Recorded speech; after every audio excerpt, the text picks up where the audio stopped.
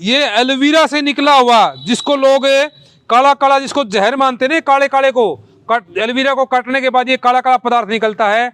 इस काले पदार्थ को इकट्ठा करके गाढ़ा करके, गर्म करके गाढ़ा करके बनाते हैं, तो ये एलुवा है, एलोवेरा से निकलता है और ये अमृत है। अब तक तो आपने एलोवेरा के ही सिर्फ गुण सुने थे, लेकिन आज आपको एक विशेष पदार्थ जो ना इस एलोवेरा में से, जिसको लोग निकलता है ये काला काला, देखिए द्रव निकलता तोड़ने के बाद, जिसको लोग जहर मानते हैं, ये जहर नहीं है, बल्कि इसकी एक बहुत ही विशेष औषधि बनती है, जिसमें आयुर्वेद को एलवा मानते हैं। आयुर्वेद जिसको क्या है, एलवा नाम देता है।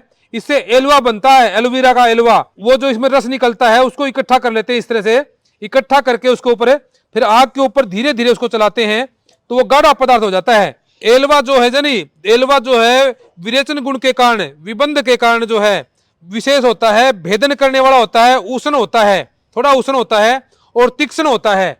आर्तव जो है, आर्तव को जो जनन करता है और कृमियों का नाश करता है। जठराग्नि दीपन पाचन को भी थोड़ा सा जो है बढ़ाता है, और 1 से 2 रत्ती में ही लेना होता, विशेष ज्यादा नहीं लेना होता। पाचन का भी काम करता, थोड़ा सा गर्म होता है, गर्म इसकी प्रकृति जो होती है थोड़ी सी गर्म होती है। तो इस तरह से आप इस रस को इकट्ठा करके, जैसे ये देखिए ऐसे गर्म करके इसको थोड़ा गाढ़ा गाढ़ा बना लेंगे, ट्रांसपेरेंट सा हो जाएगा ये काला काला से रंग का। इस तरह से इसको बनाना है।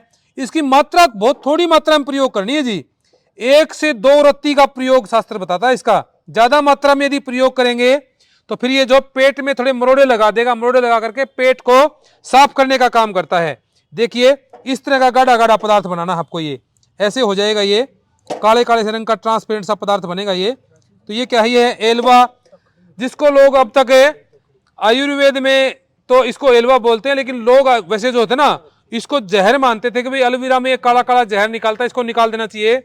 निकालना नहीं, बल्कि इसको इकट्ठा करना चाहिए और इसका एलवा बनाना चाहिए, जो कि तीक्ष्ण होता है, जो कि भेदन का काम करता है, और गर्भाशय में, गुदा मार्ग आदि में जो वहां पे रक्त को ज्यादा उसके फ्लो को पहुंचाने का काम करता है, और पाचन तंत्र को ठीक करने का काम करता है।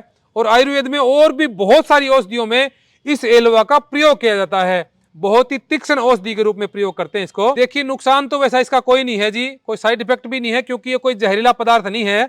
हाँ, ज्यादा मात्रा में यदि आप ले लेंगे तो क्या होगा, आपका पेट में मरोड़े लग जाएंगे, मरोड़े लग करके दस्त लग जाएंगे, और जो भीतर में जो कबाड़ पड़ा है ना, वो कबाड़ को निकाल देगा ये। लेकिन ज्यादा मात्रा में लेना नहीं चाहिए, 1 से 2 रत्ती का ही शास्त्र इसका जो विधान करता है, क्योंकि ये बहुत ही तीक्ष्ण औषधियों में इसका नाम आता है। तीक्ष्ण मतलब बहुत ही तेज और उष्ण प्रकृति की जो औषधियां हैं उसमें इसका नाम आता है, उसमें इसका प्रयोग करते हैं। लेने के लिए तो देखिए जी, जब ये गाढ़ा हो जाता है ना जी, गाढ़ा पदार्थ हो जाता है, देखिए 1 ग्राम में जो है ना जी 8 रत्ती होती है, 1 तोड़े में 10 ग्राम होते हैं।